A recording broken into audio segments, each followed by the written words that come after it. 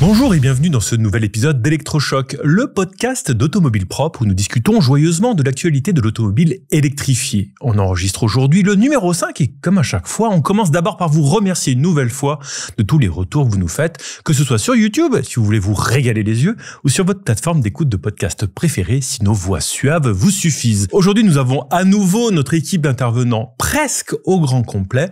Je vous les présente pour la forme, même si c'est de moins en moins nécessaire. Allez les enfants, on dit coucou quand on entend son nom. Jean-Christophe Gignac. Coucou quand on entend son nom. Andy David. Coucou. Florent Ferrière. Coucou. Victor Diakov à mes côtés, Coucou. En studio. Et pas Nicolas Laperruque. Eh bien non, parce qu'il nous boude pour le deuxième épisode consécutif. On espère bien le revoir dès le mois prochain.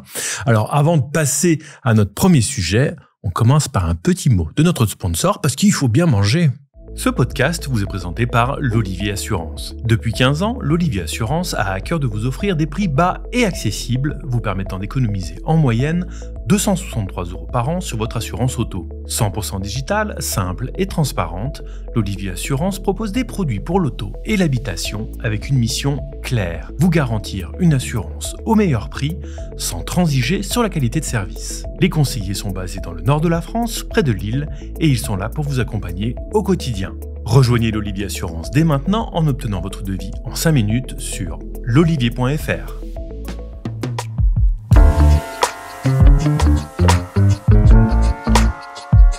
Voilà messieurs, parlons maintenant un petit peu de voitures électriques en commençant par le grand retour d'un blason qui a marqué l'histoire de l'automobile française, n'est-ce pas mon cher Florent ? Mais oui, mon cher Pierre, c'est un événement chez Peugeot. Le label GTI est de retour. Le Lion a dévoilé mi-juin aux 24 heures du Mans une nouvelle 208 sportive qui reprend cette mythique appellation. Mais attention, les fans pourraient tomber de leur chaise en découvrant que cette nouvelle GTI est 100% électrique. Alors, ce type de motorisation a un avantage, c'est proposer une sacrée puissance pour une citadine musclée, puisque cette nouvelle i208 GTI annonce 280 chevaux. Elle passe ainsi de 0 à 100 km/h en moins de 6 secondes. Attention toutefois à l'autonomie par contre, parce que la batterie n'est pas agrandie sur cette version et Peugeot annonce une autonomie d'environ 350 km seulement. Ok, bah écoute, merci pour ces petites informations. Alors, on va commencer tout de suite. Je vais donner la main à Andy David. Pourquoi ? Parce que lui, il l'a vu en vrai. Il était au Mans. Alors, Andy, s'il te plaît, est-ce que tu pourrais nous partager tes impressions et celles que tu as pu recueillir parmi le public ? Alors, moi, j'ai bien aimé cette voiture. Pourquoi ? Parce que... t'excuses pas, déjà. Non, oui, c'est vrai. J'ai bien aimé cette voiture parce que, alors bon, ils ont repris le patrimoine esthétique GTI et ils l'ont fait de manière assez sobre, finalement, esthétiquement. Alors que la voiture, bon, il y a des béquets, il y a un spoiler et des petites choses. Ils l'ont pas musclé exagérément outre mesure. Et du coup, il y a un petit côté understatement, excusez-moi l'anglicisme, que je trouve plutôt sympa. Après, ce qu'on a vu là, et je tiens vraiment à le préciser, ce n'est pas une version 100% définitive. Il va y avoir quelques petites modifs avant la mise en production. Notamment, on avait des semi-slicks qui dépassaient des passages de roues, etc. Bon, là, faut peut-être pas rêver. On va sans doute pas avoir ça en série, parce qu'il y a des petits problèmes d'homologation, notamment. Ça, c'est sur la partie esthétique. Donc, j'ai bien aimé le côté discret, finalement, de la voiture par rapport à ce qu'on a habituellement, même sur ce segment, ou même sur des SUV à vocation pas du tout sportive, mais qui se présentent avec des vêtements, des jogging de toutes les couleurs.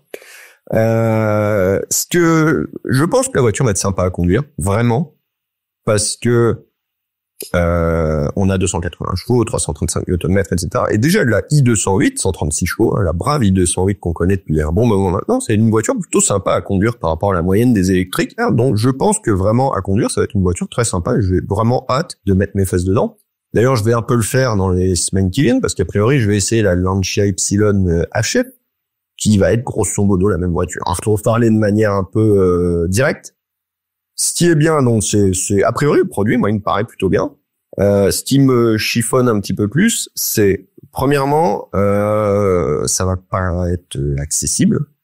Alors, on nous a pas donné de tarif, mais on peut deviner que ça va être au-dessus des versions existantes et puis que ça va être à peu près en face d'une Alpine 290. Donc, on va être allé 42, 45 000 euros.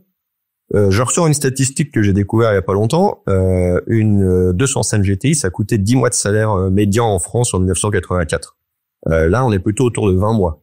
Donc, ça pose plus généralement le problème de l'accessibilité des voitures, mais on peut se poser la question de, à l'époque, la 205 GTI avait vraiment fait un pas dans l'image de Peugeot en rajeunissant la clientèle. Là, avec un prix pareil, ça risque d'être plus compliqué. Et deuxièmement, rien de nouveau sous le soleil, ça reste une 208. L'intérieur est un petit peu rhabillé pour être plus mignon, avec les tapis rouges, etc. Donc ça, c'est la moquette. Et on a quelque chose d'un petit peu plus sympa. Il va y avoir des compteurs spécifiques avec des infos genre voltage, température de la batterie, etc. D'ailleurs, un grand oui pour la température de la batterie, ça devrait être dans toutes les voitures électriques. Ça, c'est mon opinion. Mais ça reste une 208 avec les mêmes commodos partout, les mêmes. Enfin, c'est une voiture qu'on a bien vue, revue et qu'on connaît bien. Donc, pas de surprise, on va dire, sur le hardware. Après, ça va être une voiture sympa. Ouais, j'ai hâte de l'essayer. Alors, comme tu dis, tu vas aller essayer pour Automobile Propre d'ailleurs très bientôt la Lancia Ypsilon HF. D'ailleurs, avec par le truchement des publications, peut-être que tu l'auras déjà essayé à la diffusion de ce podcast. Là, il y a une phase spatio-temporelle, je sais pas précisément. Et moi, je trouve que c'est à la fois bien. J'imagine, on en est à une ère où il y a du partage de plateforme, partage de motorisation, partage de batterie. L'original aussi partageait son vieux XU avec Citroën. On le retrouvait dans la Visa GTI, sa version Elite 6, si je dis pas de bêtises. Moi, ce qui m'embête, c'est un petit peu ce manque d'exclusivité qui va avec pour la légende. C'est-à-dire que cet ensemble à la fois moteur, batterie et Torsen, on l'a déjà vu sur la Bart 600e, on l'a déjà vu sur l'Alfa Junior Veloce. On le voit sur la Lancia. Il y aura peut-être, j'imagine, une Corsa GSE chez Opel, du même tonneau, et encore d'autres déclinaisons.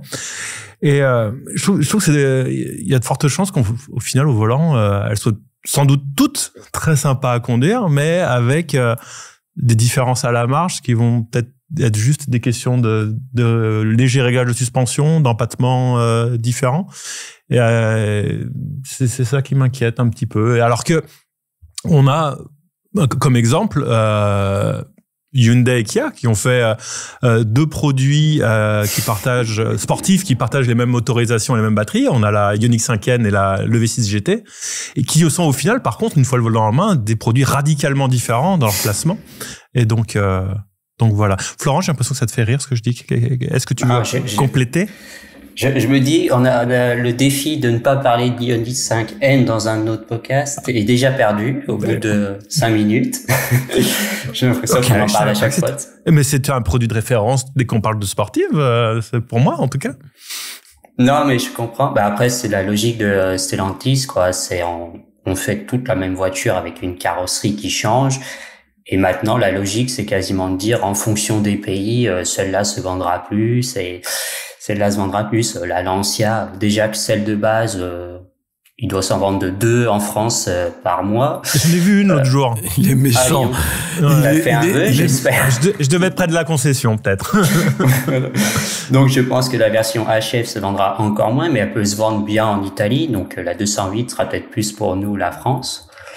Après, je crois que la 208, à la base, je sais même pas si elle était prévue, en fait. C'est un vieux serpent de mer, en fait. La 208 GTI électrique, ça fait des années qu'on l'attend, qu'on nous dit oui, mais non. Et là, j'ai un peu l'impression que c'est le nouveau patron de Peugeot qui est arrivé au mois de février, qui a dit, si, on va la faire. Parce que déjà, c'est limite la première question qu'on lui a posée dans une conférence de presse, quoi, quand il s'est retrouvé face à des journalistes.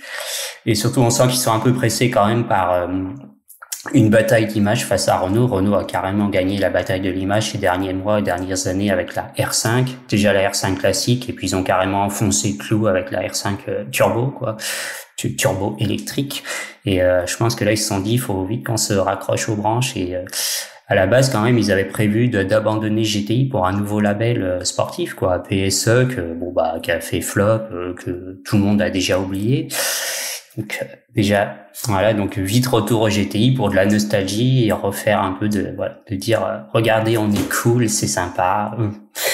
Retour un peu de sport et de nostalgie. Voilà, ils ont vraiment joué la carte de 205 GTI quoi, à fond. Et ils ont raison quoi. Les autres s'en privent pas. Donc c'est ceux qui ont raté le coche, ils ont par contre quelques années de retard en fait là-dessus. C'est dommage.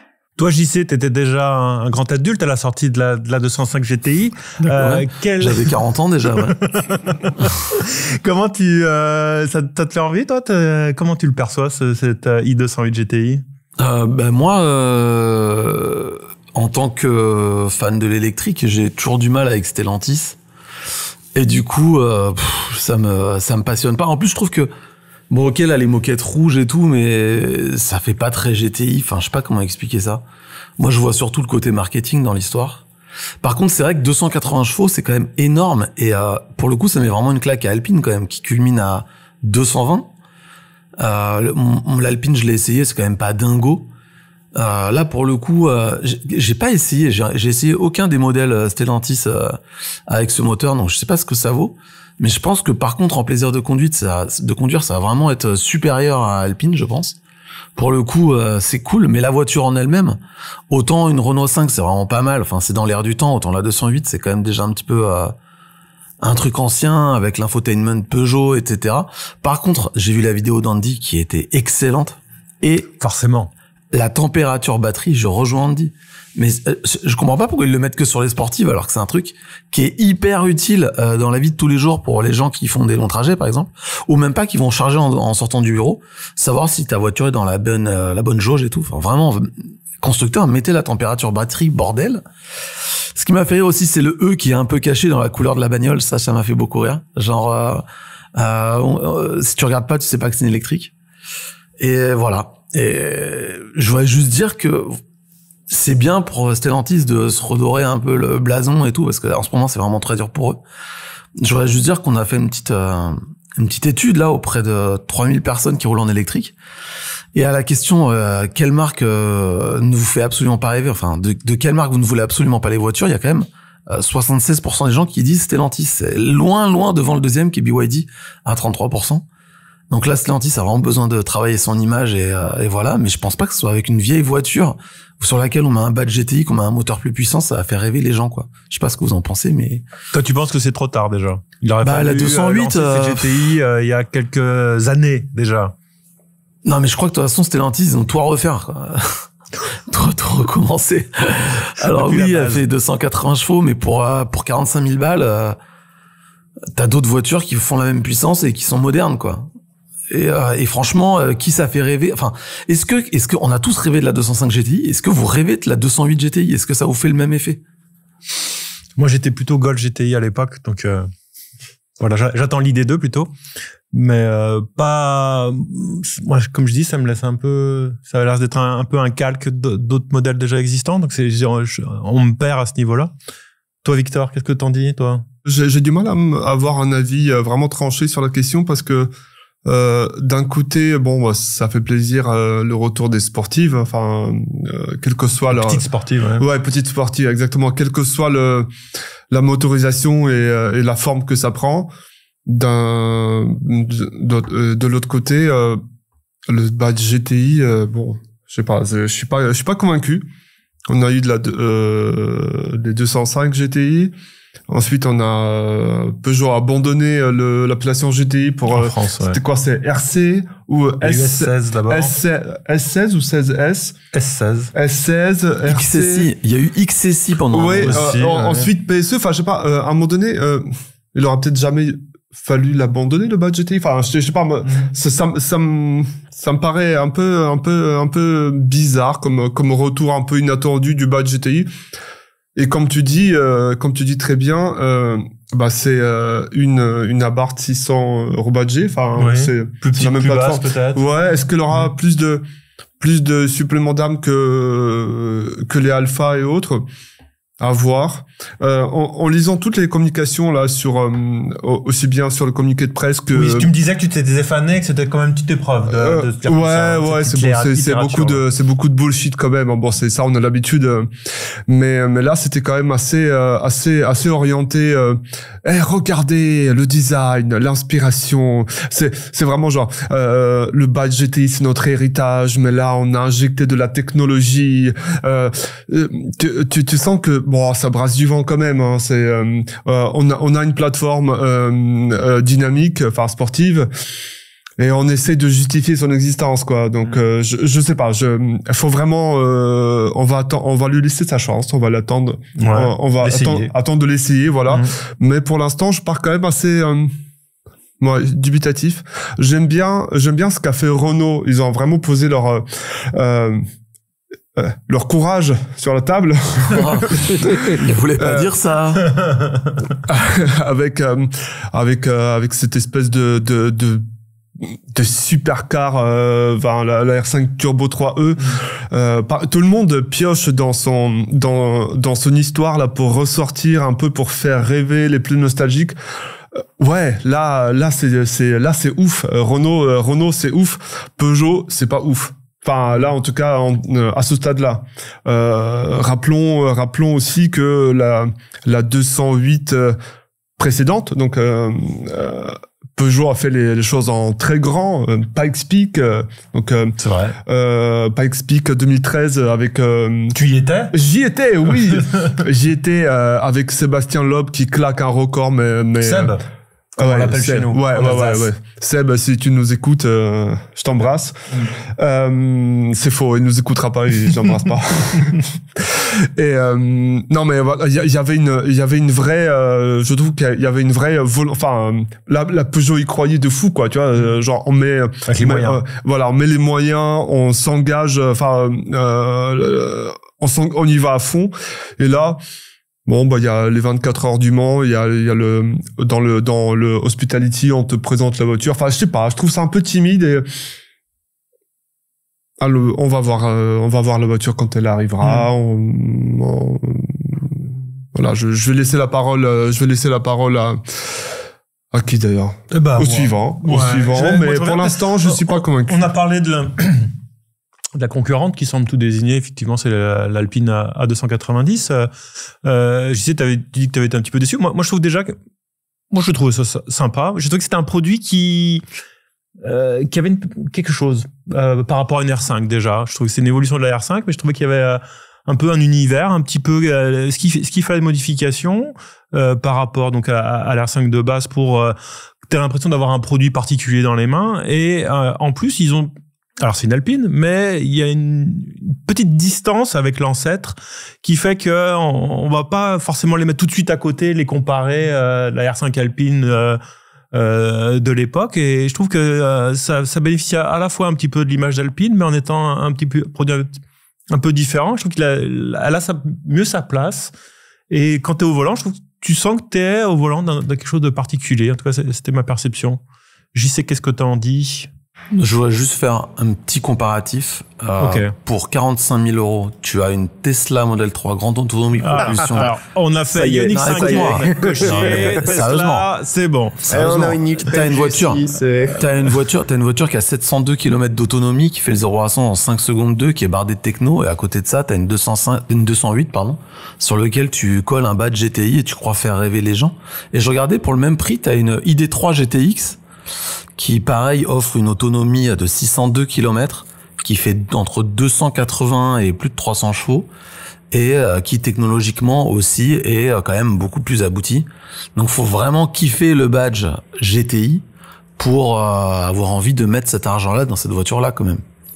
Et je me dis, autant si t'achètes une Alpine, t'as le badge Alpine, ça fait quand même peut-être un peu rêver, mais voilà, j'ai terminé, c'est tout ce que j'avais à dire. Andy, donc du coup la question se pose, c'est peut-être ça que tu veux nous dire, mais à qui elle s'adresse au final, cette 208 GTI? C'est une vraie question, j'allais la soulever. T'as vu, je suis fort. Hein. Ah, t'as vu, tu lis dans mes pensées. Il y a un truc qui m'a, on se parlait d'Alpine 208 GTI, etc. Il historiquement, ces bagnoles-là, c'était pour des gars qui lisaient échappement. C'est-à-dire des gars qui allaient faire du circuit avec, des gars qui faisaient des modifs ou, à la limite, qui rêvaient de faire ça. Là, ce qu'on nous propose récemment, je pense à l'Alpine, je pense à la 208 GTI, etc., c'est des voitures un peu lifestyle. C'est un peu des mini, c'est un peu dynamique, accessoire, c'est un peu sportif. Ouais. Voilà, c'est un accessoire de mode plus que véritablement des voitures avec des châssis de ouf ou des performances incroyables sur circuit. Alors c'est peut-être parce que dans le monde de l'électrique, c'est difficile à faire sur ces formats-là techniquement. Ça, c'est la version 1. 2, c'est peut-être parce que ce public a disparu. Je ne sais pas. C'est une bonne question. 3, ça nous pose la question de l'accessibilité. Là encore, on va avoir ce qu'on a devant nous, c'est des finitions hautes C'est exactement à image ça, ouais. sportive de véhicules grand public classiques. Donc ça va pas très loin. Après, ils ont été rusés là chez Peugeot. C'était assez intéressant à observer au Mans lors de la présentation. Ils ont invité énormément de gens du club 205 GTI pour Pour justifier. oui, non, je pense pour aussi avoir quelque part la bénédiction des historiques, des Peugeotistes sochaliens de Canal historique, parce que notamment les alpinistes n'ont pas été forcément très tendres avec la 290. Ils cherchent quelque chose, et c'est une vraie question en fait. Alain Favé là, qui a donc le nouveau patron de Peugeot, qui a repris là il y a quelques mois et qui dont une des premières décisions, c'était de relancer le badge GTI. La vraie question, c'est pourquoi ça n'existait plus, en fait, ce badge? Et pourquoi cette voiture n'existe pas depuis 5 ans, en fait? C'est une vraie question que je me pose, c'est pourquoi Peugeot n'avait absolument plus rien à dire ces dernières années dans le cadre sportif, etc. Il y a un programme endurance compétition lié qui se passe pas très bien pour 1000 raisons dont c'est pas le bon endroit pour vous les expliquer. Si vous voulez, vous pouvez me lire ailleurs sur ce sujet. Mais où est-ce qu'on peut te lire sur ce sujet? Auto, sur le blog auto, un peu partout. Il n'y a pas de problème. Voilà. On cite, c'est des copains tous, hein. Voilà. C'est plus dans leur patrimoine génétique, on va dire ça. Mais voilà, donc Peugeot n'avait plus grand-chose à dire sur la sportivité. Je pense que par exemple un 3008 première génération, deuxième génération, celui qu'on a quitté il y a 1 an et demi. Pour le fastback. Ouais, tout le monde avait trouvé qu'il y avait un côté hyper attachant d'un point de vue conduite par rapport aux concurrents. Le nouveau, il a quand même pris une volée de bois vert sur ce chapitre-là. Peugeot n'avait plus grand-chose à dire sur la sportivité. Ils essaient de redire quelque chose avec les moyens du bord, parce qu'on prend une voiture qui est quand même plutôt en fin de carrière qu'en début. On adapte une plateforme on prend des pièces qui sont dans le magasin de pièces d'accessoires de chez Stellantis. Ils essayent. C'est un début. On va voir ce que ça propose après. Moi, j'ai envie de laisser sa chance au produit. On s'en reparlera au moment de l'essai. Et moi, la grande question, c'est à quand la i208 Rally, du coup? Qui serait peut-être plus sympa encore. Mais ouais, tu lui laisses son moteur 136 chevaux, là, mais t'enlèves tout. Et voilà. Je suis pour. Parfait. C'est mieux. Comme disait Michel Sardou. Oh putain, la ref. Waouh. Bon, allez les vieux, va falloir enchaîner maintenant. On va passer au sujet suivant. Du coup, on l'appellerait rallye avec un E. Bon, sujet posé, ils vont le faire. Hein. Sujet suivant. Ouais.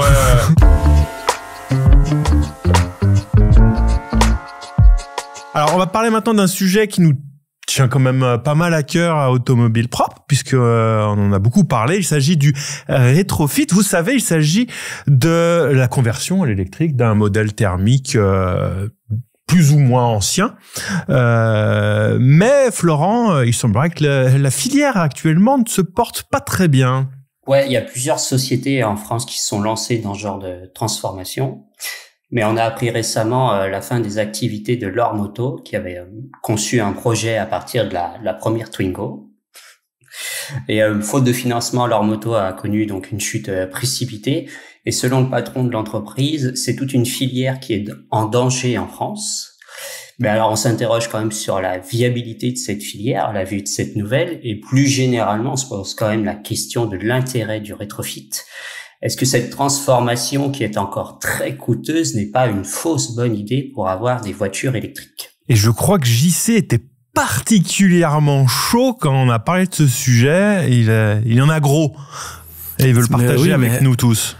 Alors, Lormoto, on va commencer par Lormoto. Après, on ira sur le rétrofit, mais Lormoto, c'est vraiment très très étonnant qu'un rétrofit à 24 000 € pour une Twingo 1 avec une batterie de 16 kWh et qui charge sur une simple prise en 3 kW n'ait pas fonctionné. C'est quand même dingue. Je crois qu'il est ironique. Que se passe-t-il? Non mais cette voiture, c'est juste...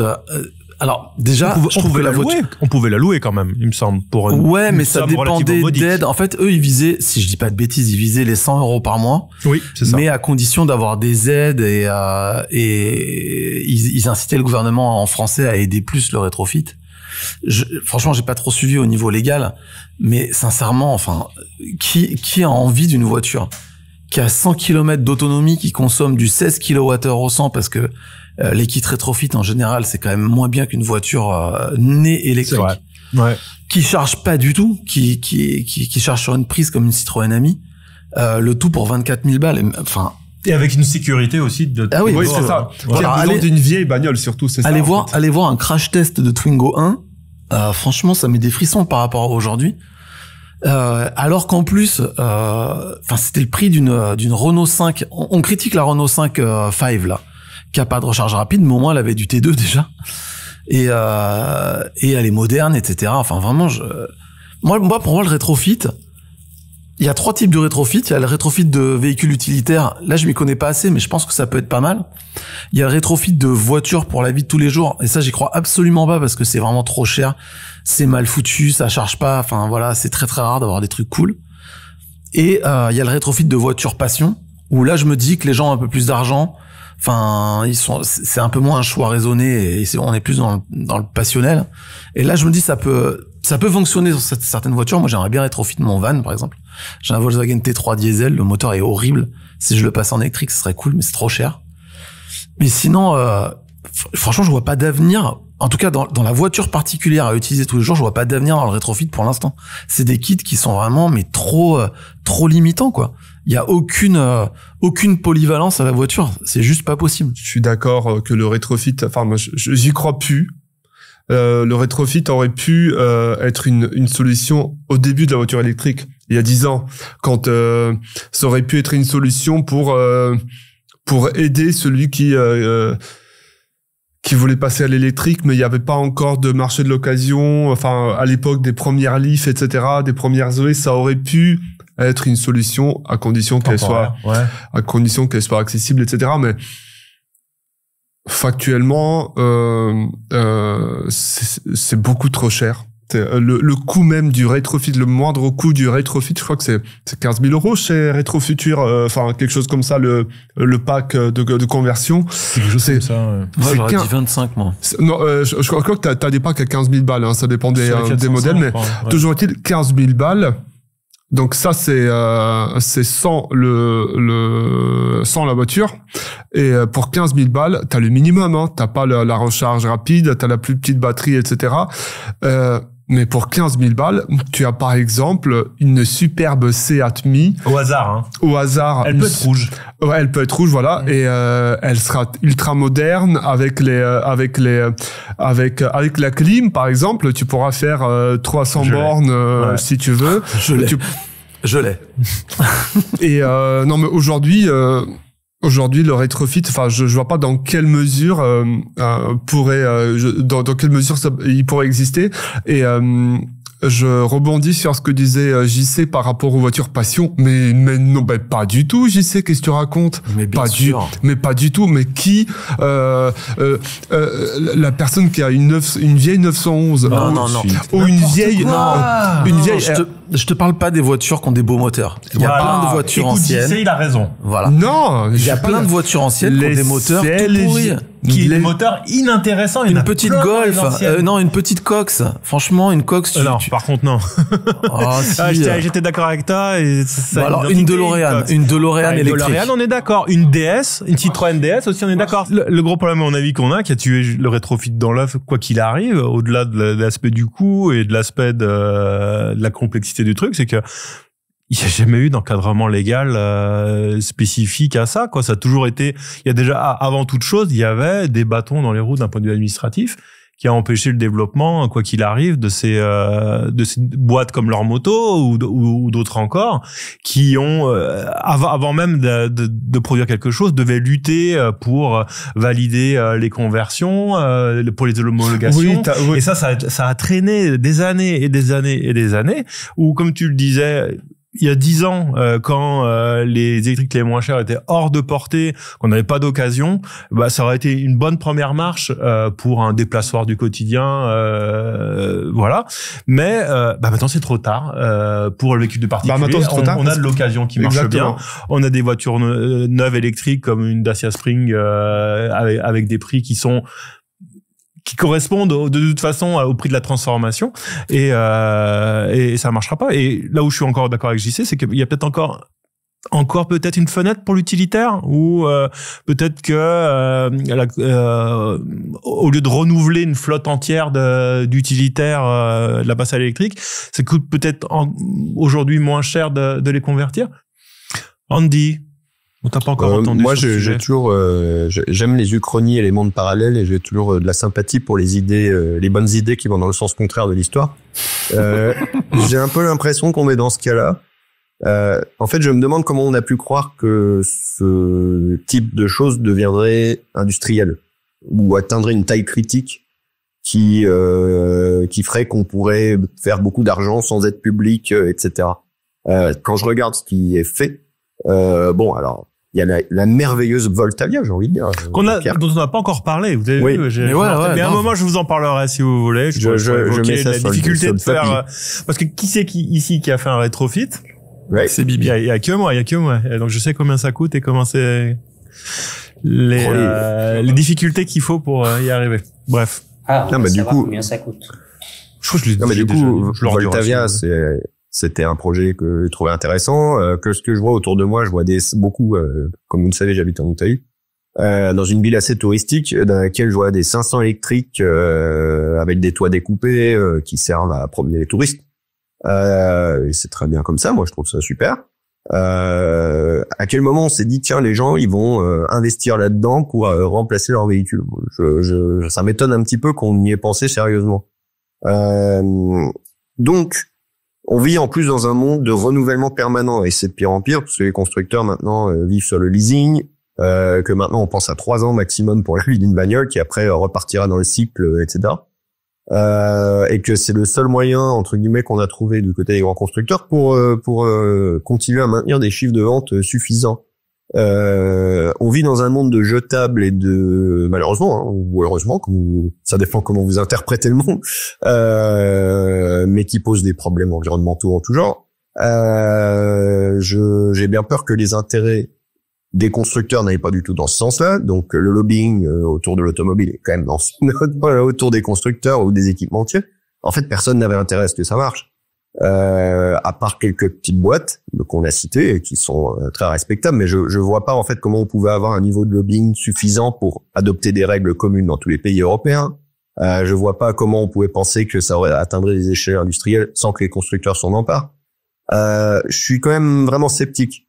S'il y a un truc que je voulais dire à ce sujet, à propos du rétrofit, j'aimerais bien qu'on pense au rétrofit du futur. Parce que là, aujourd'hui, on est dans une époque où on est content de faire du gigacasting, du cell to body, etc. Ce qui veut dire que, en gros, les voitures qu'on est en train de fabriquer là, elles seront incompatibles avec des changements futurs.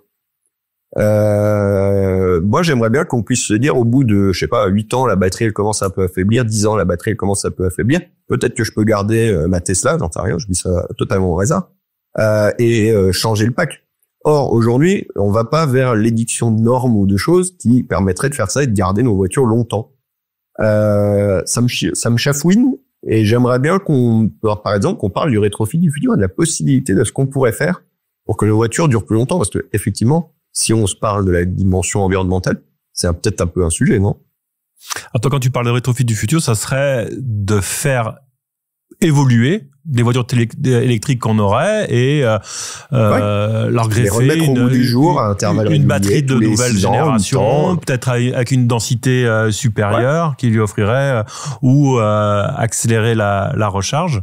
Ce qui semble, moi je trouve que c'est une excellente idée. Écoute, je rêve un peu parce que personne n'y a intérêt. Parce que les constructeurs ils veulent vendre du neuf, c'est bien logique. sûr.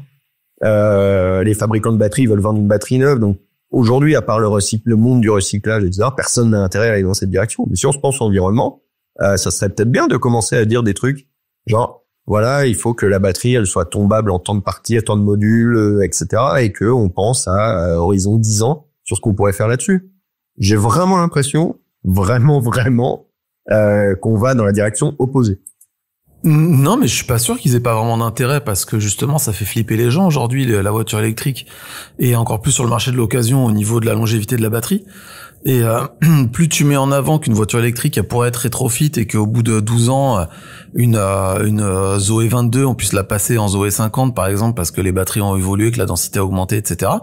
Bah justement tu peux te dire moi je peux acheter une voiture électrique neuve dans 15 ans bah ça vaudra encore de l'argent parce que le moteur il est quasi incassable.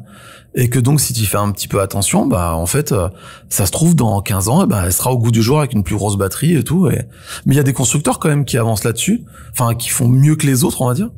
Et surtout ça c'est une idée qui est poussée par Revolt, je crois. Je crois que c'est Revolt qui a une pétition là-dessus et qui demande aux gens qui demande à ce que la législation avance et qu'on puisse rétrofit des voitures électriques et parce que pour le coup alors là je suis vraiment pour ma Ioniq 28 si je pouvais mettre une batterie de 40 dedans ça deviendrait un truc encore plus fou quoi. Ça y est, on est en train de sortir tous les mêmes hein. On parle déjà de la Ioniq 28. Ah ouais. Donc ça c'est coché dans le bingo. Seat Mii, Tesla, Ioniq 5N, on a le non mais c'est vrai.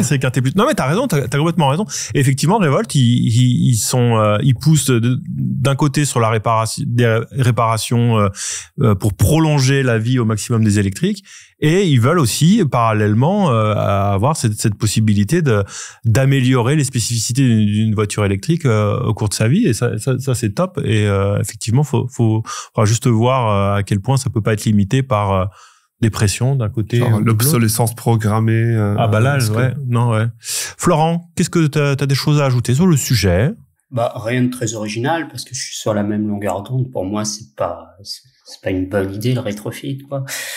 Et, c'est vrai que j'aimais bien l'idée je crois que c'est Victor qui a dit ça, c'est que ça arrivait trop tard. Mais, en fait, ça arrivait tard parce qu'il y a eu un lobby pour empêcher, ça a mis du temps à être réglementé, et en fait, ça a été réglementé au moment un peu le deuxième quinquennat de Macron, il me semble, voilà, il sera écologique ou il ne sera pas écologique, et d'un coup, on s'est dit, oh tiens, c'est une mesure écologique toute facile à prendre, quoi, le rétrofit, on va juste légaliser ça, quoi, et regardez, et surtout, et comme on est en France, on va promettre de l'argent, donc c'est pour ça qu'aussi il y a des entreprises qui se sont un peu engouffrées là-dedans. Moi, je pars du principe que des fois, certains, avant de regarder si l'idée est bonne et économiquement viable, c'est savoir si on va toucher de l'argent pour le faire.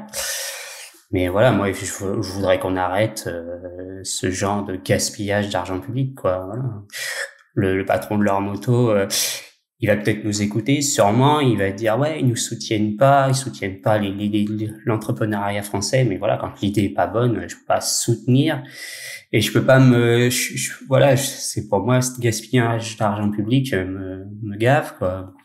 Parce que quand il dit que toute la filière va s'écrouler, heureusement, vite, quoi. Parce que, mais en fait, il y a deux choses. On a créé, ils ont réglementé ça pour deux choses. C'est-à-dire que il y a une mesure écolo, et deux, dire, tiens, ça peut créer des emplois en France. Il faut faire créer des emplois. Mais voilà, on voit que ça n'est économiquement pas viable. Donc, on a donné des aides aux entreprises via notamment France 2030 relance, machin truc, là.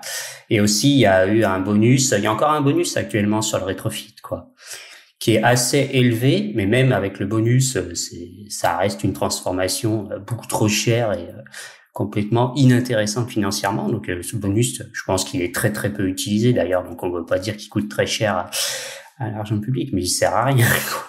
Donc voilà, je suis pas... Vaudrait mieux aider les L7E là, qui ont pas beaucoup de bonus. Qui sera partie du sujet suivant, JC, sans doute.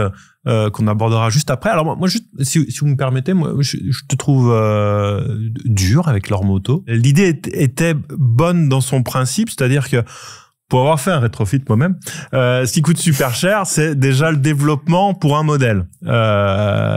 C'est-à-dire développer un kit rétrofit pour une voiture. Forcément, après, si on le passe en petite série, on peut commencer à entrevoir d'amortir ces frais de développement pour ce modèle unique à la base. Donc, l'idée, leur moto qui dit, bon, on part sur, je crois qu'ils sont partis sur une centaine de Twingo, je sais pas combien ils en ont fait au final. On développe un kit pour la Twingo 1 et puis on va déjà les amortir sur 100 modèles, on va faire de la location, on va faire de l'achat. Je trouve que c'était la meilleure façon, en tout cas, pour que ça fonctionne. Bon, au final, ça n'a pas fonctionné. Visiblement, il y a aussi des promesses, c'est ce que disait, c'est ce qu'on a pu lire sur Automobile Prop, c'est qu'il y a eu des promesses qui n'ont pas été respectées aussi, qui étaient faites à leur moto et à d'autres, ce qui a un peu mis le dernier clou au cercueil. Mais voilà, je trouvais que l'idée de leur moto était quand même bien à la base. La Twingo 1 avait un capital sympathie aussi qui était chouette. Ça a fait beaucoup parler au mondial. Hein. Ouais, ça a fait énormément parler. Hein. On était tous enthousiastes. Hein. Ouais. On voulait que ça marche. Bah oui, Twingo 1, voiture révolutionnaire, habitabilité extraordinaire, vraiment une bouille sympathique. Et au final, je trouve que c'est un petit peu tué dans l'œuf et je suis même pas certain que ce soit rien que du fait de ce qu'a pu faire leur moto ou de la viabilité du projet. Je crois que les investisseurs, enfin ceux qui voulaient, ceux qui devaient cracher au bassinet. Ouais, c'est ça, ceux qui devaient ramener la moula chez leur moto. Je crois qu'ils disaient clairement le rétrofit n'a pas d'avenir. Ouais. Genre, on ne vous donnera pas l'argent. Enfin, si, on est obligé de vous donner l'argent, mais finalement, on vous le donnera pas parce que le rétrofit n'a pas d'avenir. Quand tu vois qu'en occasion, tu vois, j'en ai parlé dans l'épisode précédent du podcast, mais tu trouves pour moins de 10 000 euros des vrais Twingo électriques d'occasion récentes avec 200 bornes d'autonomie et un chargeur 22 kW de série. C'était mort. C'est mort, quoi. Ouais. JC. Moi, je voulais juste raconter une petite expérience au mondial. alors, c'est un mec qui rentre dans un café. Il se faisait vraiment trop con. Hein. C'est fou. Hein. On peut pas parler sérieusement. Vas-y, je sais. Non, mais je voulais juste raconter un petit truc au dernier mondial. Du curé. Je te dirai après. Alors c'est une bonne sœur. Je vais faire un tour, je reviens. Non, il est retourné aux toilettes. Arrête, j'y sais, vas-y. Non, je voulais juste dire qu'au dernier mondial, je suis allé sur le stand de leur moto et puis je lui ai dit, voilà, votre voiture, elle a un problème. Les gens doivent être contents de te voir. Non, mais autant lui parler franchement, quoi. Je lui ai dit, voilà, une voiture, imagine pour une raison X ou Y, tu fais un peu plus que ton autonomie, il va falloir que tu recharges pour rentrer chez toi. Comment tu fais avec une charge oscillante? Faut charger quand même un peu plus vite. Et un des responsables de leur moto m'a dit, ah, mais moi, de toute façon, quand je dois faire des longs trajets, je prends mon diesel. À partir de là, je me suis dit, il y a une conception de l'écomobilité qui est hyper chelou, quoi. C'est-à-dire que, oui, effectivement, si tu veux vendre des Twingo, mais que faut avoir un diesel à côté, c'est un petit peu étonnant, quoi. Enfin bref, moi cette boîte, et pareil, son positionnement marketing, enfin sa communication sur LinkedIn a défoncé tout le monde en permanence. Comme quoi il y avait que leur solution qui était la bonne. Voilà, je trouve que ce qui leur arrive. Non mais j'ai pas envie d'être méchant. Non, mais t'as failli l'être. Donc je vais arrêter là. Mais sincèrement, il y a un moment, fallait redescendre sur terre et être en raccord avec les valeurs que tu voulais partager, quoi. Et faut pas déconner, il y a des salariés dans l'histoire, il y a des gens, etc. Et forcément pour eux, c'est une très mauvaise nouvelle. Ouais. Enfin, moi personnellement, je peux pas me réjouir de l'écroulement d'un secteur. Ouais. Après, est-ce que ce secteur a un avenir? Oui, c'est très compliqué. Ouais, mais c'est ce que j'ai dit. Les salariés, ils ont été embarqués dans une histoire avec une promesse d'argent public et tout. Voilà, c'est ça. On a fait miroiter un truc et ça, je pense qu'on est tous autour de la table. On n'est pas ensemble autour d'une table, mais presque. Mais virtuel.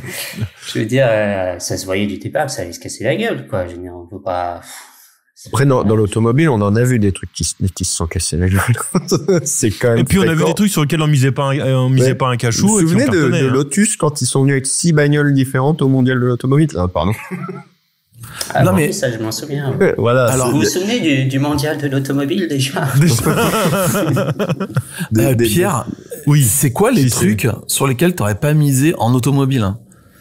Des trucs récents Qui ont qui cartonné vont dans la décarbonation électrique, tout ça. Ah, dans la Quels décarbonation. sont les trucs qu'on n'aurait jamais cru et ça a marché? Et en fait, moi, il y a beaucoup de choses dans lesquelles j'ai cru et ça a pas fonctionné. Et j'ai l'impression qu'en fait, il y a rien qui arrive à éclore vraiment. Tout est compliqué, quoi. Faut réfléchir pour un prochain podcast. La bagnole, peut-être, la bagnole.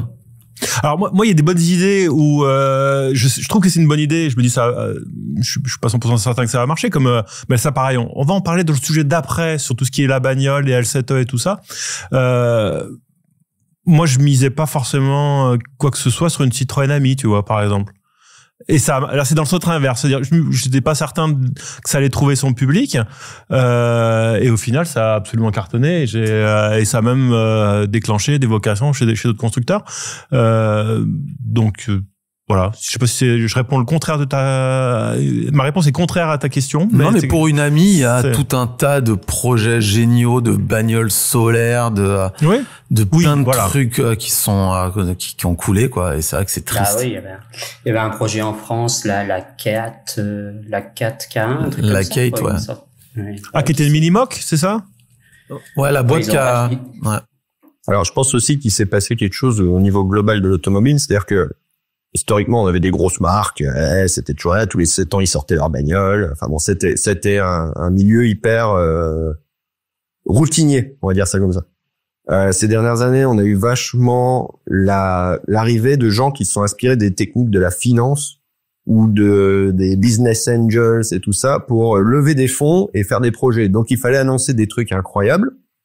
Je sais pas, mais il y a des trucs, l'Aptera, ça fait combien de temps que cette bagnole doit Ah exister? oui. C'est encore en vie pour l'instant, c'est encore en Et vie. il Oui, mais, il continue c'est à en lancer vie des choses, comment, hein. en fait?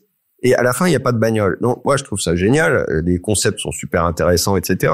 Du Mais, vaporware, comme on dit. Mais les promesses, voilà, on va dire l'entrée de ce mode de pensée levée de fonds dans l'automobile fait qu'il y a plein de trucs qui naissent avec des projets pas forcément hyper solides d'un point de vue industriel.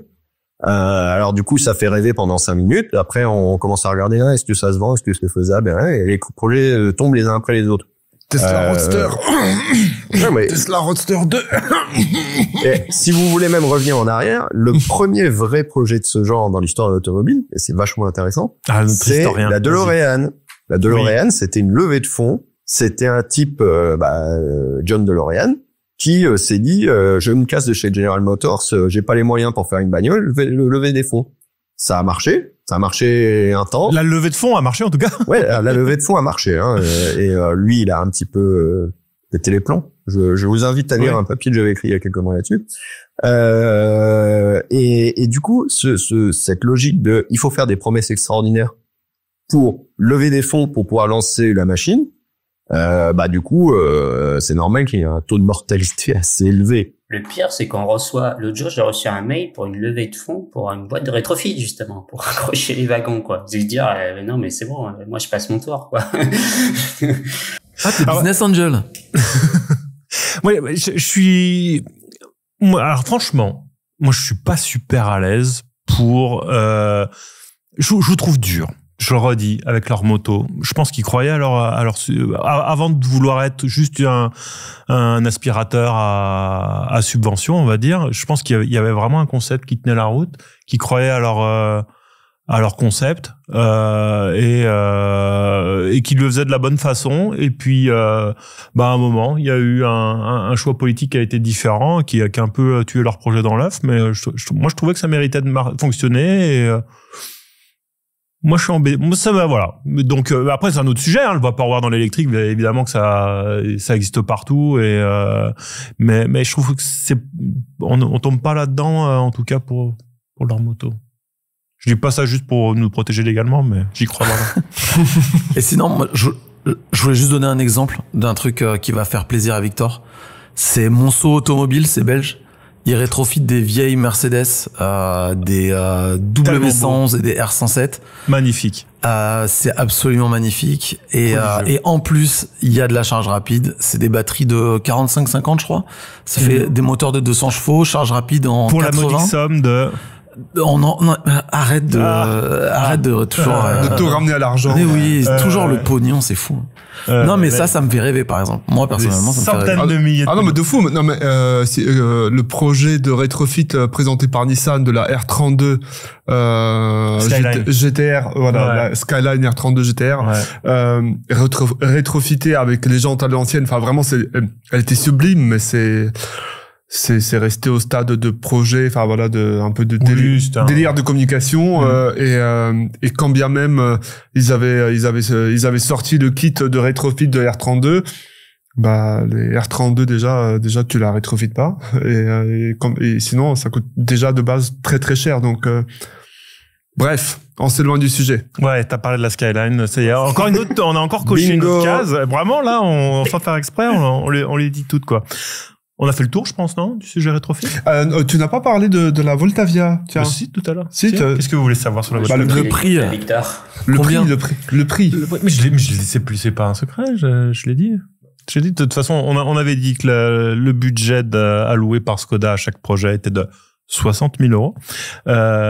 Et le prix d'un Enyaq. Le problème sous-jacent quand on rétrofite une voiture ancienne, c'est que la voiture ancienne en question est pas forcément dans un état bien pimpant au niveau carrosserie, et que rénover la carrosserie d'une voiture ancienne, ça coûte une fortune absolue.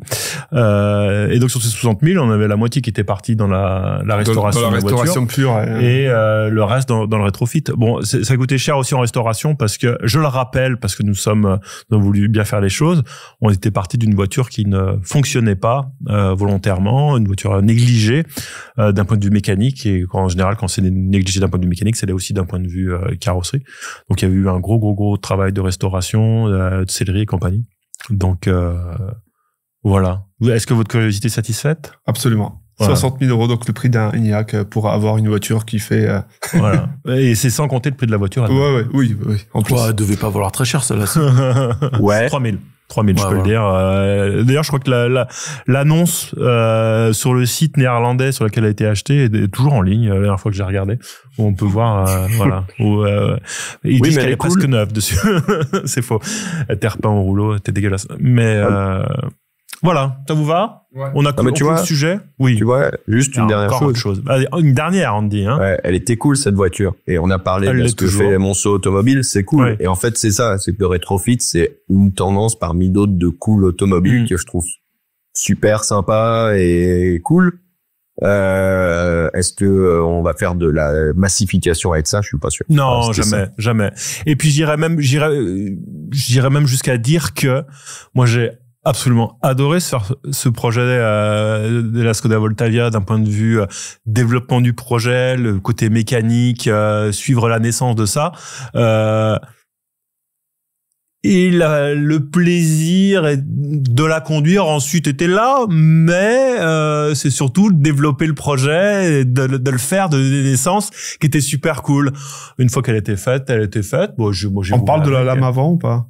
Elle est magnifique, la lame avant. Quand est-ce qu'on l'a conduit? C'était une bonne question. J'ai l'info. Tu as l'info. Pourquoi tu as l'info? Parce que j'ai l'info parce que je reviens de République tchèque où j'ai tout à fait où j'ai été tchèque. Voilà, République tchèque où j'ai essayé c'est comme ça, pardon. Ouais. Où j'ai essayé donc j'ai été invité par Skoda pour les 130 ans de Skoda, donc à Mlada Boleslav, presque autant que j'y sais. C'est pas sympa pour Skoda. Totalement gratuit. Et donc j'en ai profité pour poser la question au RP de la marque Skoda en France. Bonjour. Et donc là elle est repartie en carrosserie parce qu'elle commence à rouiller. Oui.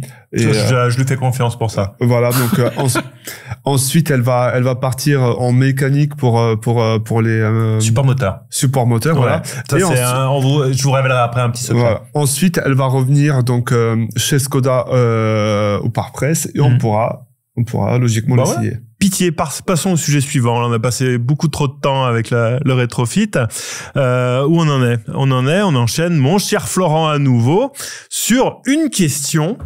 Et c'est là où on va reparler donc L7E, de voitures moins chères. Faut-il assouplir les normes pour avoir des voitures électriques moins chères?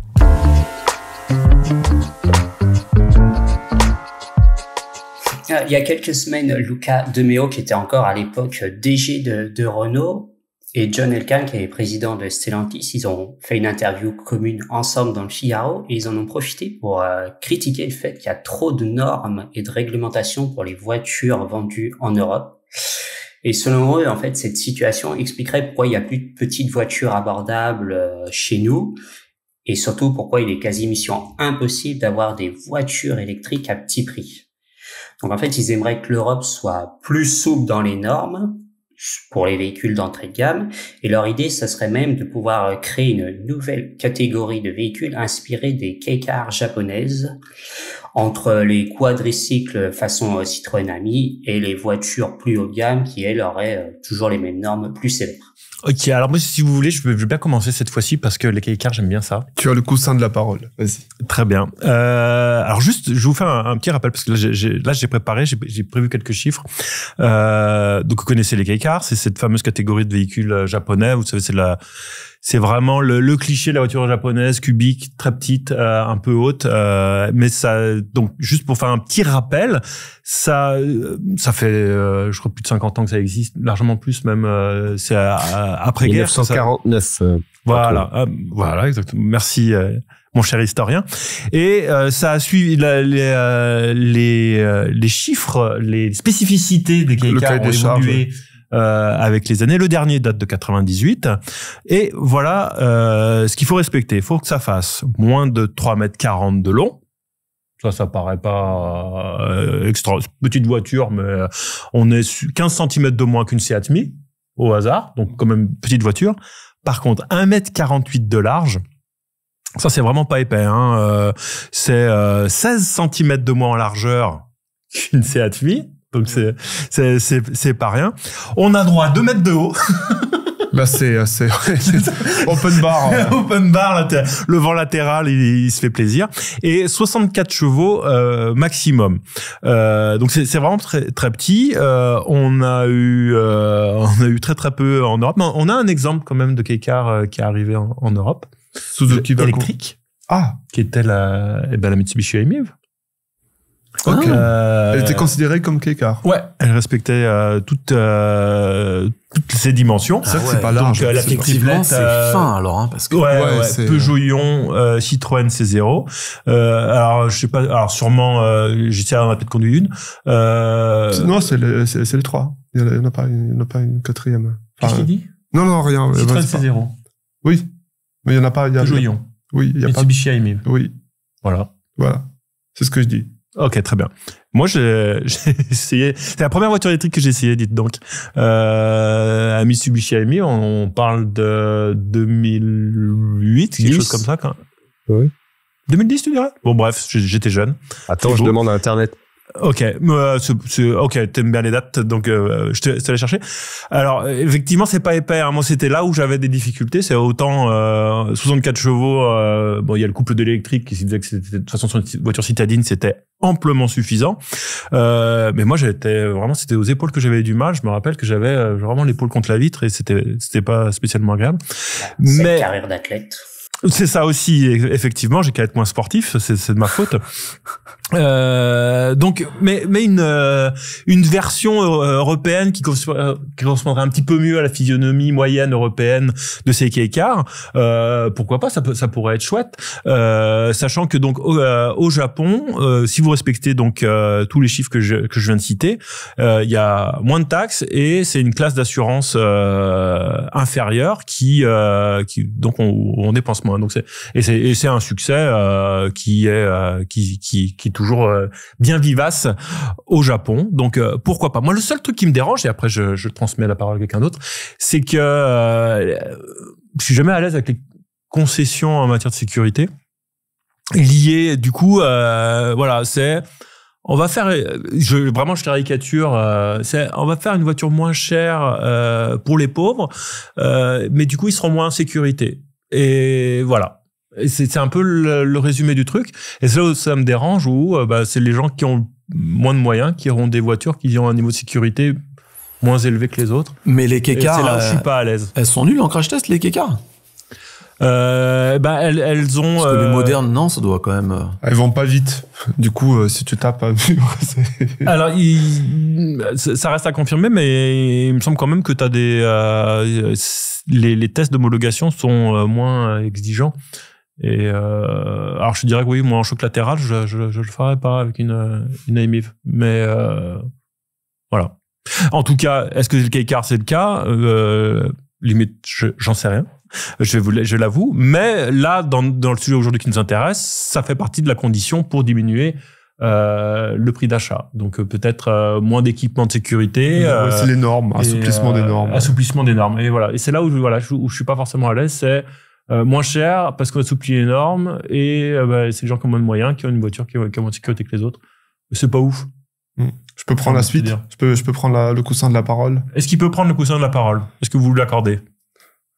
Allez. Dans les normes européennes actuelles, il n'y a pas que la sécurité. Enfin, il y a aussi des normes, on va dire, facultatives, très facilement jetables. Le ding-ding à 50 km/h. Voilà. Je pense qu'aujourd'hui, on a...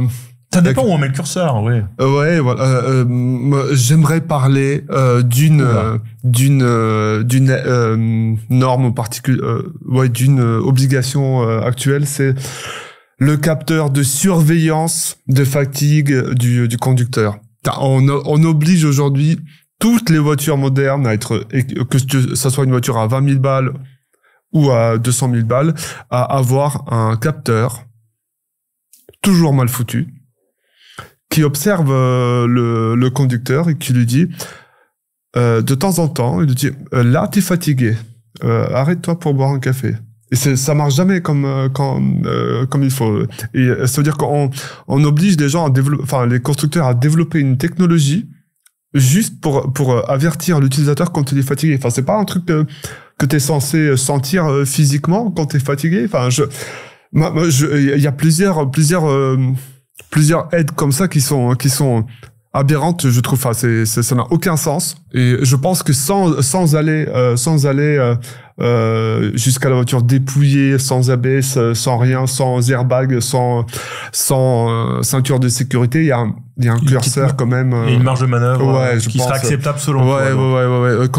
Je pense que tous les utilisateurs de Hyundai seraient d'accord que toutes les aides qui bipent dans tous les sens, en fait, enfin les aides, les fameux les surveillances de fatigue, etc. C'est nul. Enfin c'est extrêmement mal fichu. Et si on enlève tout ça, on gagnerait presque en sécurité parce que l'utilisateur serait, enfin le conducteur serait moins distrait et il n'aurait pas pas de. Je sais pas si on a le droit de dire ça. Si. Je pense qu'il y a quand même on doit pouvoir dégager une statistique sur le nombre de gens qui s'endorment au volant chaque année qui doit pas être négligeable, j'ai envie de dire. On a le droit si tu penses que ces gens méritent de mourir, il faut le dire tout de suite. Quand ta voiture elle passe littéralement toutes les 20 secondes à biper, tantôt parce que tu t'es rapproché trop tôt de la ligne blanche, tantôt parce que t'es raté le nez. Parce que la voiture pense que t'es fatigué alors que t'es pas fatigué. Après la voiture insiste, si t'es fatigué, si bois un café, mais je bois pas de café. C'est moi qui servais un café à ce moment-là. Si t'avais une petite trappe qui sortait avec un petit. Ça serait bien. Ça serait pas mal au moins. Et non mais. Voilà, donc on oblige les gens à développer des technologies, mais on les oblige pas à les développer jusqu'au bout. Ok. Donc toi t'es plutôt pour. Pourquoi? Oh la vache. T'es fatigué? On parle de quoi là déjà? Tu veux pas faire une pause? Le capteur a sonné là. Le capteur a sonné, il a raison cette fois-ci. Qui prend la main là? Je rends le coussin de la parole. Qui le veut? Allez, JC. Mais en fait, donc là, ce qu'on reproche, c'est le GSR2, c'est ça, c'est toutes ce que les constructeurs, pourquoi les constructeurs pensent que les voitures coûtent plus cher, c'est à cause de la norme GSR2, c'est ça, c'est-à-dire toutes les aides qui viennent s'ajouter pour sauver les gens. C'est bien ça de dont il parle. C'était mon point de vue, c'est que moi je pense que il y a moyen de faire des économies ici à ce niveau-là. Parce que Ils y mettent, oui, c'est un peu la goutte d'eau pour eux, je crois, le GSR2, quoi, pour expliquer vraiment un peu l'achèvement, par exemple, de la catégorie de la Twingo, quoi. Mais on est d'accord qu'ils donnent pas le détail sur ce qu'ils voudraient enlever pour ce qui leur conviendrait. Il y a un flou. Parce que, comme dans le GSR2, il y a des trucs vraiment cool, quoi. Donc, ça impose le freinage d'urgence. Oui. Et ça, je pense que ça nous est tous arrivé d'être un peu, pas très attentif et que la voiture bip, et ça, c'est plutôt cool. Moi, personnellement, le maintien dans les voies, je vois que tout le monde le désactive à chaque fois qu'on prend une voiture presse, le maintien dans les voies, il est désactivé. Moi, je trouve que c'est le plus gros risque quand t'es sur la route, c'est de pas faire attention de partir sur la voie d'à côté. Et là, c'est choc frontal. Et là, en général, ça laisse pas beaucoup de chance aux gens. Par contre, moi, je suis hyper d'accord avec Victor sur les surveillances de l'attention du conducteur chez Hyundai Kia. Hyundai Kia, je crois que je pourrais pas acheter une Hyundai Kia juste à cause de ça. C'est un truc de fou. Genre l'Inster, elle sonne tout le temps dès que tu regardes 2 secondes à côté de la route. Et pareil, le V3, moi, elle sonnait tout le temps alors que je regardais la route. C'était un vrai enfer. Et le bip de vitesse, effectivement, c'est super chiant. Mais quand on dépasse, oui, mais en même temps, tout le monde. Ouais, mais en fait. Ça bip quand on dépasse la vitesse. Ouais, mais ça bip quand tu dépasses la vitesse. Mais alors, parfois, elle pense. Imagine, la vitesse est à 30. Tu passes à 31, ça sonne, tu redescends à 28, tu remontes à 31, ça ressonne, tu passes à 29, tu remontes à 31, ça ressonne. Régulateur à 30. Petite statistique du magazine italien Quattro Ruote, et ils ont fait un test sur une route italienne où les signalisations sont mauvaises. 70% du temps, la voiture disait donner un chiffre faux. Et donc, sonner sans raison. C'est ce que j'allais dire. C'est l'autre problème. On vient de remettre l'église au milieu du village. C'est qu'en plus, les voitures lisent mal les panneaux, etc. Donc, ça sonne des fois, alors que, voilà.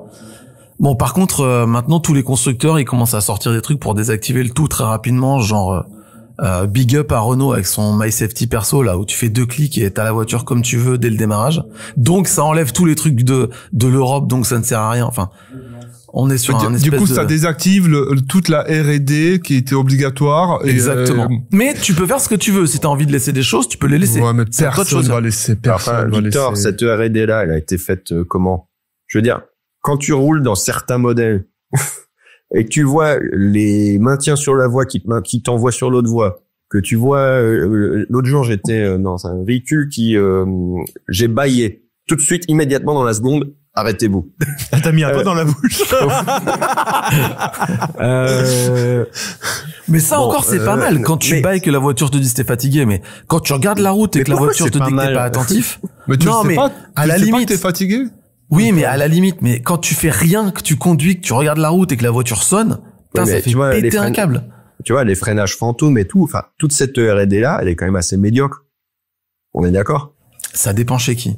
Bah voilà. Donc, ça veut dire qu'il y a des gens qui le prennent par-dessus la jambe, donc ça coûte pas si cher finalement. Oh, la conclusion de ouf. C'est bien. Non, mais je pense qu'au-delà même de ces technologies, il y a aussi des contraintes sur l'ensemble du processus de fabrication de la voiture. Enfin, j'imagine que t'as aussi des contraintes en termes de sécurité, enfin, actif, passif, il y a tout. Je pense qu'il y a j'imagine qu'il y a une marge de manœuvre un peu sur toute la ligne. Je sais pas.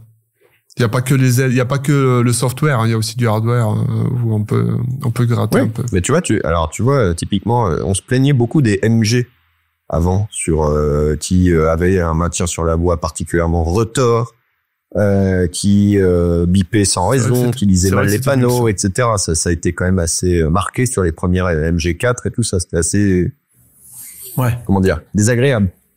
C'est chiant à désactiver en plus. Voilà. Ils ont changé de caméra. Voilà. Alors, ça coûte peut-être 5 € de plus à MG, mais c'est pas notre problème à nous, consommateurs. Enfin, je veux dire, cette histoire de le duo d'opéra, là, dans le Figaro de Luca De Meo et de John Elkann, ça m'a mis de mauvaise humeur. Pourquoi? Parce que, en fait, GSR2, ça a bon dos. Ok, il fallait investir X pour prolonger la vie de la Panda, par exemple. La Panda, ça a été une des victimes, la Panda thermique ancienne. La Pandina, il a fallu réinvestir un petit peu de sous pour lui prolonger sa vie pour les années à venir en passant au GSR2. Ok. On se parle quand même de matériel médiocre sur une voiture rentabilisée depuis des années et des années. Le sous-investissement dans cette catégorie-là, il date pas de GSR2, il date la Panda, elle a combien? Elle a 13 ans, cette voiture? Donc, je suis un petit peu perplexe devant ce truc de nous dire c'est à cause des normes, ça nous coûte cher, etc. On veut payer ça en sécurité pour le consommateur. Bon, je suis pas sûr que ce soit comment dire, pertinent. Et deuxièmement, moi, je suis quand même un peu perplexe devant cette histoire de lobbying. C'est du lobbying, c'est pas grave, hein. Les constructeurs en font toujours, ils ont tout à fait le droit, c'est dans leur intérêt. Ils défendent leurs intérêts.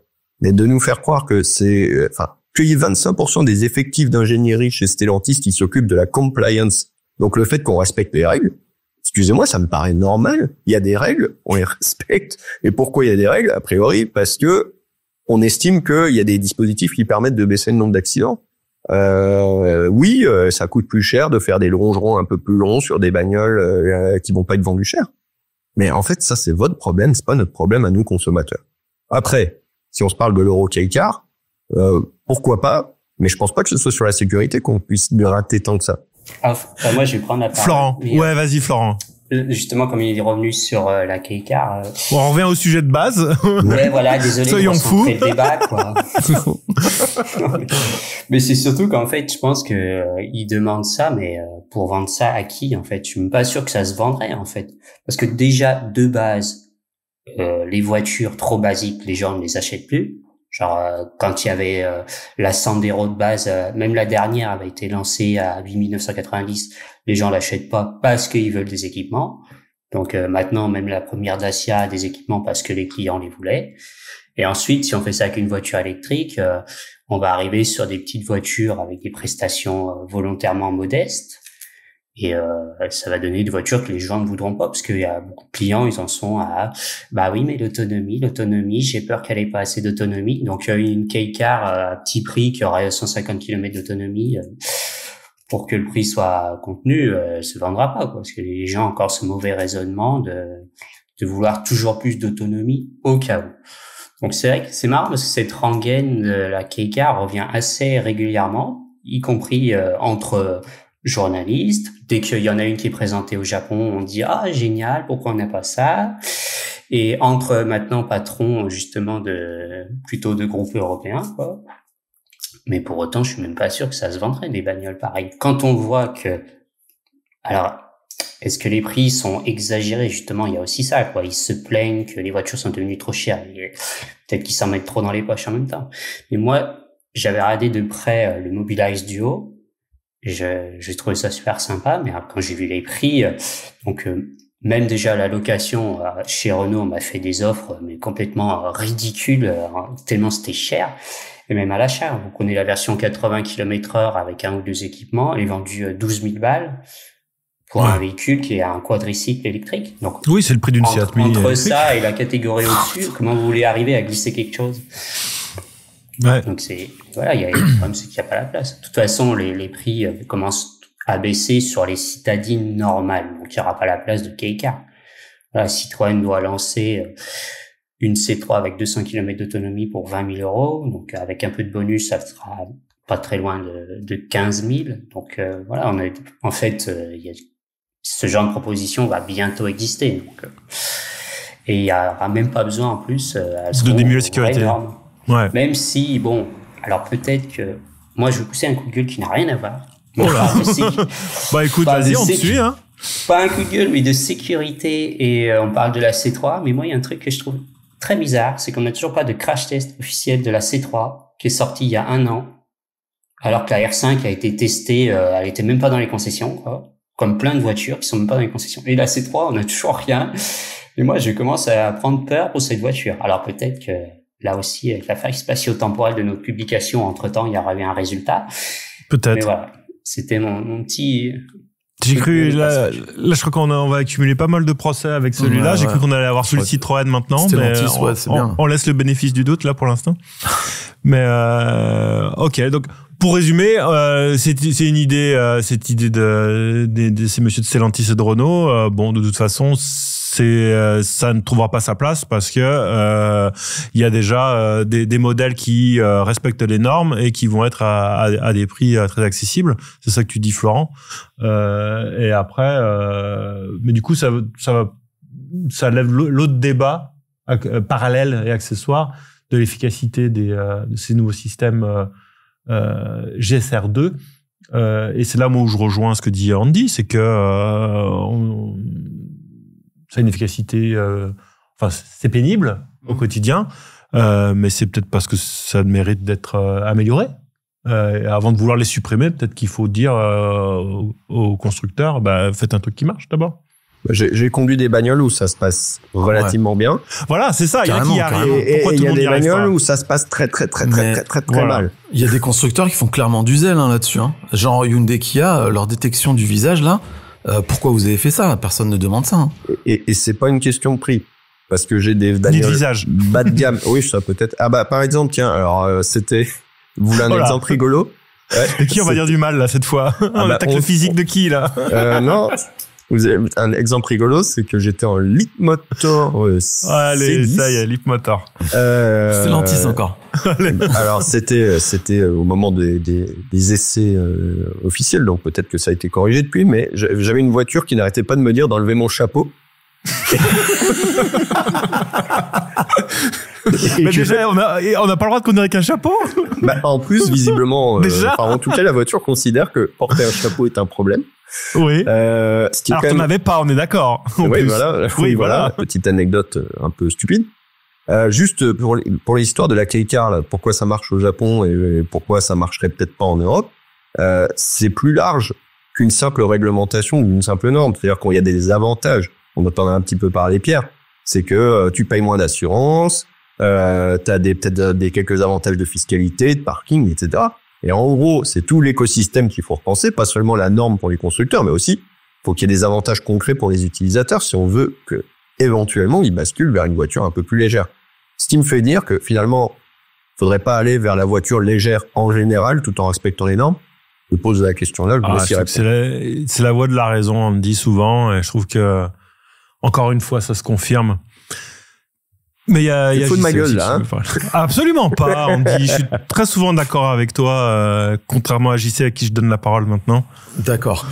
Mais moi, je voudrais juste dire, et pourquoi on n'assouplit pas un petit peu le L7E finalement, qui est peut-être un peu trop restrictif et qu'on l'étende un peu. Niveau par exemple, les contraintes de poids. Tu veux prendre 130 avec une non, c'est une surtout amie, en termes de contraintes de poids, c'est un peu compliqué le L7E pour arriver à faire un truc à 4 places et tout. Je pense qu'on pourrait peut-être élargir un tout petit peu le L7E pour que il y ait des voitures un peu cool que tout le monde puisse acheter, parce que là c'est un peu trop limite. Pour dire un vrai truc, le succès d'Ami et de Topolino, c'est quand même la preuve que il y a une appétence quelque part. Alors oui, c'est parce que 14 ans. Appétence. Mais il y a une appétence pour un véhicule plus simple, plus petit, etc. Et le coup de génie de Citroën quand même qui a trusté le monde du sans permis en une seule bagnole en quelques mois, chapeau. Les cerveaux qui ont eu cette idée, chapeau, respect, parce qu'ils ont vraiment inventé un genre. Chapeau, mais attention, ça va faire sonner l'alerte. Qu'à peu près tous les lycéens. Excellent. Qu'à peu près tous les lycéens ont adopté. Et enfin, plein de lycéens, parce que c'est quand même pas non plus donné, mais donc je trouve ça. Enfin, il y a Florent, tu disais il y a pas de marché. Je pense qu'il y a peut-être quelque chose à faire. Moi, je pense qu'ils ont pas trop inventé. Ils ont juste pris une Twizy. Ouais. Et ils se sont dit, quel est le défaut de la Twizy avant-arrière? C'est nul. Pas de porte, c'est naze. On fait une vraie petite voiture. Et là, pour le coup, ça sortait, ça comblait tous les... Enfin, j'avais une Twizy donc, et franchement, c'est hyper chiant l'hiver et tout. Là, ça comblait tout. Il y avait un petit chauffage, etc. On a perdu l'airbag, par contre, qui était quand même cool. Et ils ont sorti le bon produit au bon moment, au bon prix aussi, parce que c'était à 6 009 au début. C'était quand même assez cool. Ouais. Super. Ouais, pour moi, c'est pas une voiture pas chère. C'est un scooter de luxe. Justement, comme tu dis, beaucoup devant les lycées et tout, ça a remplacé des scooters. Donc, pour moi, c'est pas une voiture pas chère, en fait. Ce qui pose d'ailleurs des questions, parce que je regardais un site pro-environnement qui disait il y a pas longtemps, bah oui, le problème, c'est que le Twizy, l'Ami a remplacé la marche à pied ou, ce qui pose un problème, parce que si on commence à se dire, bon, on dit aux constructeurs de faire des petites voitures, ils font des petites voitures, et qu'on leur dit après, ah oui, mais non, ça remplace la marche à pied ou le scooter. Ça pose un problème. Enfin, il y a une contradiction dans le truc qui me semble compliqué à gérer, mais bon, ça c'est Merci de pas citer cette association, comme ça évite un ennemi supplémentaire, parce que là, on a tout le tour. Sinon, moi, j'aime pas trop Elon Musk. Je sais pas, on en a pas parlé encore.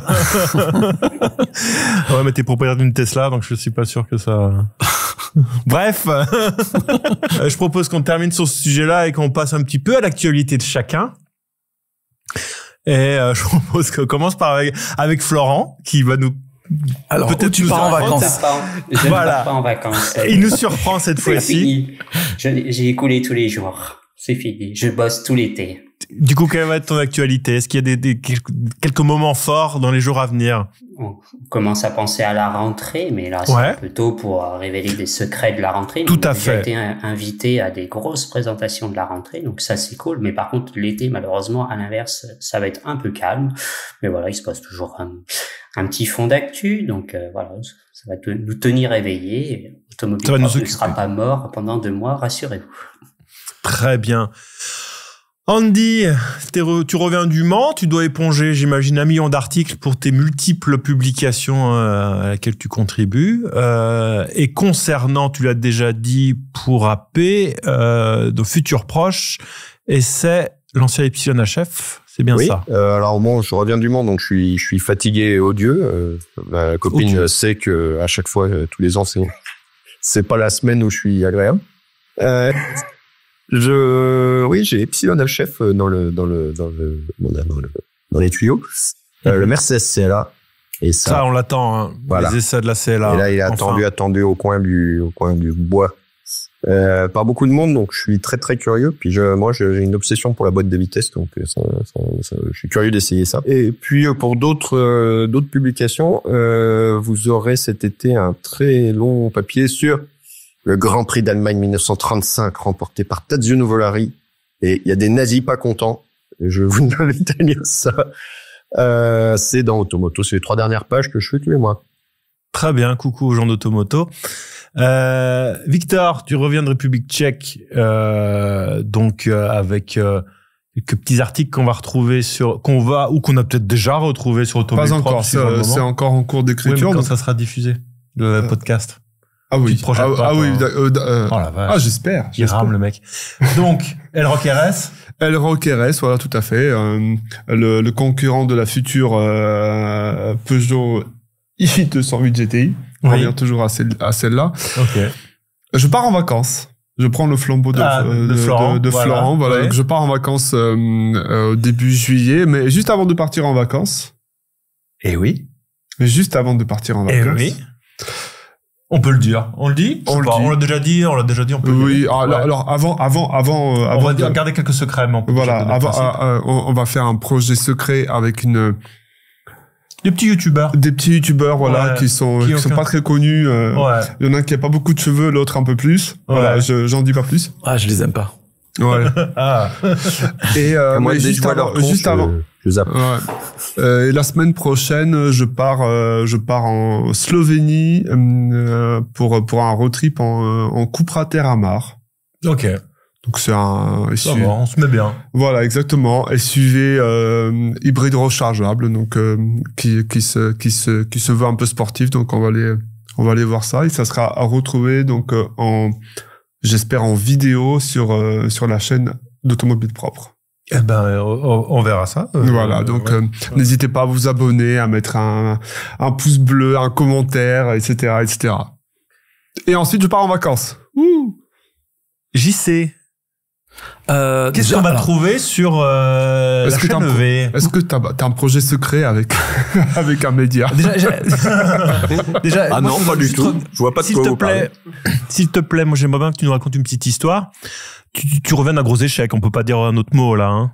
D'un projet qui est un petit peu foiré, on va le dire. Non, c'est-à-dire, alors il y en a plusieurs. Alors c'est pour ça que tu m'as. Non mais je parle pas dans ta vie. T'as parlé à ma meuf ou quoi? Elle t'a raconté pour hier soir, ma meuf, ou qu'est-ce qui s'est passé? Non mais t'étais pas. Écoute, j'ai suivi ça. Voilà, moi j'adore ce que fait JC sur ses petites stories d'Instagram là quand il fait des vlogs. J'adore ça. Mais là t'as pris cher la semaine dernière, hein, c'est ça? Alors attends. Déjà. J'ai sorti une vidéo où je dis que une Tesla c'est super cool dans la vie de tous les jours, c'est génial, j'adore, machin, mais que si t'as demain, morflé à ce niveau-là, putain. Si demain je prenais, on me disait tu dois faire un Lille-Marseille, je prendrais tout sauf une Tesla pour plein de raisons. Et j'ai fait une vidéo qui l'explique en comparant. Qu'est-ce que t'as pas fait? Qu'est-ce que t'as pas dit? En comparant avec, par exemple, une Volkswagen, où je dis voilà, regarde Tesla c'est comme ça, Volkswagen c'est comme ça, donc c'est mieux. Et là il y a 95% des gens qui étaient ouverts à discuter, qui n'étaient pas d'accord, on s'en fout. Et il y a 5%. On discute. Ouais, voilà, on discute. Moi, je m'en fous. Et il y a 5% de gens qui m'ont dit que j'étais un gros naze et que je savais pas lire les manuels Tesla, alors que la nouvelle Tesla Juniper a un mode de fonctionnement de l'autopilote qui est complètement fou. C'est-à-dire que quand tu changes de voie, l'autopilote s'arrête complètement, régulateur, tout. C'est-à-dire que quand t'es en conduite, t'es au régulateur de vitesse, conduite autonome. Quand tu changes de voie, la voiture ralentit, t'es obligé de remettre le pied. Enfin bref. Et il me dit, voilà, les Tesla fans, mais arrêtez d'être des Tesla fans, quoi. Genre, ouvrez juste un peu votre esprit à vous dire que peut-être, des fois, d'autres font mieux que vous. Enfin, font mieux que Tesla, quoi. Bon, bref. Et après, j'ai pris une Renault 4, je suis allé me charger chez Total, il y a tout Total France qui était en panne. Et là, j'ai fait une vidéo, je reviens avec la Renault 4. Et je voulais montrer qu'on pouvait avoir une expérience comme en Tesla avec une Renault 4. Donc on peut utiliser le planificateur pour recharger que chez Tesla, etc. Avoir les indications de charge comme une Tesla. Et bim, station Tesla complètement en panne. Ouais, donc la vidéo elle va être toute pourrie, c'est génial. Et sinon, en termes de projet, là, la semaine prochaine, on a une vidéo. On va camper avec 4 grosses voitures électriques sur 3 chaînes YouTube. C'est assez rigolo, je pense. Donc tu dis la semaine prochaine, mais il y a de fortes chances que ce soit déjà en ligne. C'est déjà sorti, diffusé. Effectivement. Ouais. Il y a plusieurs semaines. Et elle est super, cette J'avais vidéo. oublié qu'on l'avait déjà mis en ligne, désolé. Il y a plusieurs mois, même, je dirais. Non, quand même pas, oh. C'était en 2025. Et j'ai fait un road trip en Renault 4 aussi, que j'ai trouvé vraiment très bon. Et les ingé Renault avaient dit qu'ils avaient travaillé sur la conso, et moi effectivement j'ai eu des super consos. Et puis donc après on va faire un jeu avec une chaîne YouTube issue d'un grand média sur la voiture électrique dont le logo est vert. Et on va jouer. Un vert pas ouf d'ailleurs, faut bien le dire. Et on va s'amuser avec un petit truc et un très gros truc. Titre. Voilà, c'est fait. Très bien. Eh ben, programme bien chargé. Et puis, on a rempli tout le bingo. Ouais, vous voulez savoir ce que je fais moi aussi? Bah oui. Vous en foutez. Moi, j'ai fait des choses, j'ai produit des choses, donc et je vais en produire encore. Faut pas croire. J'ai fait un essai de Tesla. J'en ai parlé la dernière fois et ça va attirer l'attention un petit peu de tout le monde. Vous connaissez sûrement le programme Occasion certifiée de Tesla. Tout est dans le nom. Hein. Ils rachètent des véhicules d'occasion, ils les reconditionnent et puis après ils les revendent. Et donc j'ai été invité à découvrir sur leur site de Morpa les ateliers dans lesquels donc ils reconditionnent ces Tesla d'occasion et j'en suis reparti avec une voiture d'essai d'occasion, ce qui est très rare. C'était une Model 3 grande autonomie 4 roues motrices de 2021. 80 000 km au compteur qui a donc été reconditionné et j'ai passé 15 jours avec. Et j'ai trouvé ça vraiment cool. C'est une voiture qui doit maintenant à vendre, j'imagine, qui était à 32 000 euros. Alors tout le monde m'a dit que c'était ultra cher et hyper cher. Bon, ça, l'occasion certifiée de Tesla amène une garantie prolongée, offre l'autopilote, c'est comme ça qu'on dit, l'option. Voilà, qui m'a pas chamboulé par son efficacité, mais c'est quand même, ça a une certaine valeur. Et j'ai voilà pour 32 000 euros, donc on se retrouve avec une voiture électrique qui sait globalement faire beaucoup de choses, extrêmement polyvalente et très chouette. Donc je ferai un article, je vais pas tout vous révéler maintenant, mais j'en ferai un article complet. Si t'as signé le capot, elle vaut 32 000 euros maintenant. Ah, ça devient une série spéciale, effectivement. Non, j'ai refait tout ça. Mais je trouvais ça chouette. C'était une voiture à sa sortie qui était déjà en avance sur son temps. Maintenant qu'elle a une occasion, ça reste quand même un truc très performant pour un prix qui est accessible. Et du coup, ça fera partie de mon article où je vais regarder un petit peu ce qu'on peut acheter comme modèle équivalent en occasion à 80 000 km pour 32 000 €, modèle 2021. Et je pense que on va être étonné. On se dit au revoir, là. Bah, c'est toi qui tricote. Non, mais il faut. En plus, je vois le compteur de temps. On a tout explosé. Au revoir. Mettez un pouce, s'il vous plaît. Abonnez-vous. Mettez des étoiles sur les plateformes de podcast.